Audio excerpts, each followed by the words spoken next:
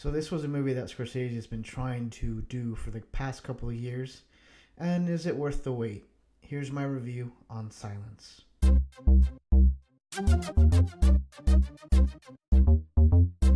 answer that question, it was worth the wait, and this movie itself is riddled with amazing performances, Andrew Garfield being one. Now, I know a lot of people have been wondering whether he'll be nominated for this one or Hacksaw Ridge, and while I like Hacksaw Ridge's performance a little bit more, I think this portrayal, this character, gives Andrew Garfield a little bit more to work with, and it stretches his acting capabilities, so I think he'll actually get nominated for this movie right here. And besides that, you have a solid performance by Adam Driver and Liam Neeson himself. Besides that, the cinematography itself is beautiful. There's a lot of nice imagery and a lot of really well done shots, as you can expect from a Scorsese film. And then going to the movie itself, it's kind of like a modern retelling of the Jesus story in certain aspects. At least that's what I got from the movie. Even Andrew Garfield's character blatantly states, that he wants to experience things like Jesus Christ experienced in his time, and he kind of gets a little bit of that medicine that he wanted. We have even that scene where one of the Asian actors sells him for money. Obviously that alludes to the whole Judas situation that happened to Jesus. And there are many more ones that obviously we as viewers can see. Then I'll actually talk on the dialogue as well. I thought the script in regards to the dialogue was actually really, really well done, especially after seeing movies recently where the dialogue was just weak at best. And then Scorsese does a wonderful job of not painting one in... It's not basically black and white is what I'm trying to say. And while in the beginning of this movie we see that Christianity might be the people, the missionaries, the padres, if you will, who are pushing Christianity into this new country that is Japan, we kind of see them in the limelight. And in a sort of a nice light, like they're the good guys. But then, as we go towards the movie, we start seeing that not everything is as it seems. That while they're trying to do a good thing in their mind and their heart's in the right place, there are certain things that they're doing that don't basically go in line with the Christianity way.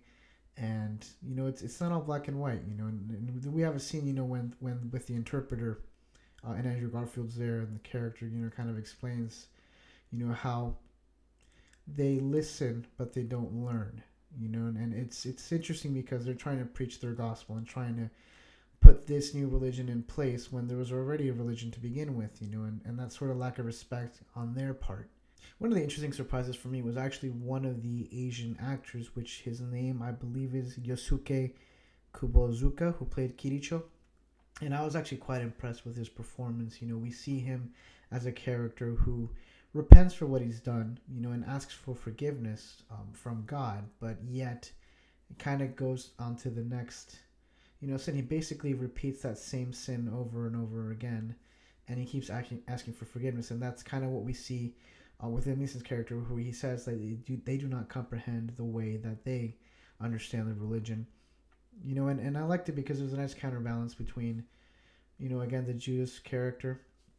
And also, I should say that while I did enjoy his performance, there were certain scenes, that were a little bit too repetitive from his part, because we understood what happened, that he keeps doing bad things, yet he asks for forgiveness. And that is going to segue into my negatives, which the only thing I can think of is that this movie is probably 20 minutes too long. And that's kind of what Scorsese does. He has these long movies and he hates to trim too much of his movie, because obviously when he makes a movie he has a certain set in mind and he wants it the way that he has it in his mind. And obviously we see movies like A Wolf of Wall Street that's about 3 hours long. We also have other movies, I believe the one that he won an Oscar with, which I can't remember its name, but it's a remake of Internal Affairs. That one was fairly long as well. But like I said, the movie's probably 20 minutes too long. I understand that at the end they kind of want to shuffle in that, storyline of him aging and his experience while he was in Japan. And then, obviously at the end scene where we see him being buried with a cross in his hand. That's all fine and dandy. And you could have easily put that in the movie, but, there are certain scenes in this movie where you probably could have either trimmed or cut off completely and then just added that at the end. Anyways, guys, As for the rating, I'll probably give this an 8 out of 10 because while I did enjoy this movie and it is a quality made movie, I don't know if it's something that I'll be constantly looking forward to seeing over and over again. And there's this whole debate about rewatchability and how that affects the quality of the film. And make no mistake, this is a quality film, but some of the material here is pretty heavy, especially with the punishments that we see for the Christian Japanese people here. It's kind of a little bit gruesome, and it's not something you kind of look forward to seeing. Let's put it that way.